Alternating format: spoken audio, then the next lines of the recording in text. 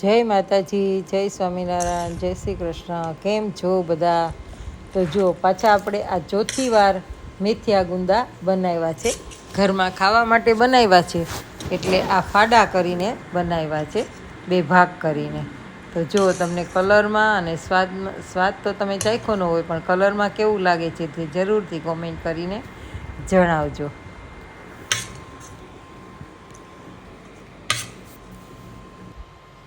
અને આપણે બનાવ્યો છે છુંદો કેરીનો, જે એ પણ તડકે મૂક્યો છે. હવે 1 દિવસ રાખશું, પછી આપણે લઈ લેશું. તો તમને જો આ છુંદો કેવો લાગ્યો છે તેનું પણ કોમેન્ટમાં જણાવજો. આ રેસીપી જોવી હોય ને તો મારા દમુસ કિચનમાં તમને એની રેસીપી જોવા મળશે.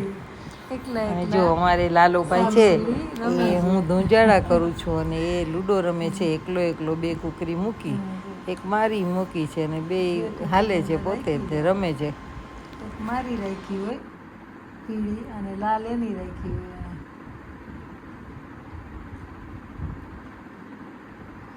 એકદમ ઈમાનદારીથી જ રમે. જો પોતાની નીચે આવી તો નીચે લઈ જ લીધી હોય. હું તો જાઉં કે ન જાઉં. જો અમારે લાલો છે ને બેઠો બેઠો કહે કે મારો આવો ફોટો પાડતો.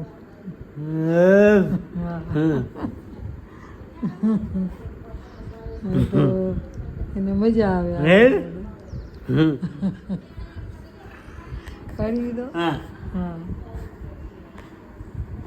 કેમ છે તને? કેમ છે? મજા છે. હા, સરસ.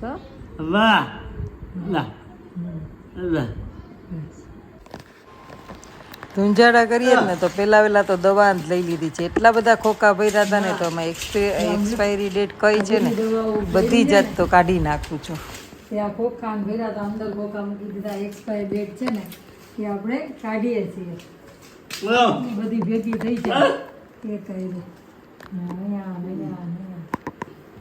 એટલે આપણે એક્સપાયરી ડેટ કાઢીએ અત્યારે. અને બધી કોથળી નકરી ભરી હોય અત્યારે.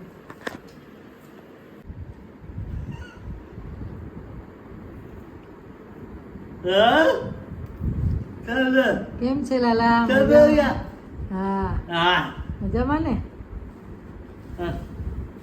શું કરે છો? હા, બેઠો છો? લાલો બેઠો છે.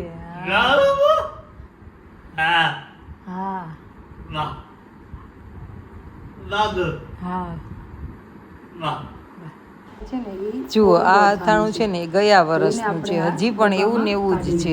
જરાય એનું પાણી થયું નથી. કાચની બરણીની એટલી શોર્ટેજ હોય ને, તાજું હવે જે પોરનું અથાણું છે તે ખવાઈ જશે. એટલે આ ડબ્બામાં આપણે ભરી લઈએ. તો તમે જોવો ને કે પાણી જરાય નથી થયું. અને એવું ને એવું અથાણું સરસ મજાનું છે, ગોળ કેરીનું. અને આ કેરીનો છુંદો કરવો છે, એટલે તડકા છાયાની કેરી કરવી છે. એટલે અમે બધા જ બેસી ગયા છે, કોઈ છાલ ઉતારીને ખમણે, અને પછી આપણું કામ છે ખાંડ પીસીને ઉમેરવાનું. તો આ બધું થઈ જાય એટલે આપણે છુંદો પણ બનાવીશું. અત્યારે 3.5 કિલો કેરીનું છે.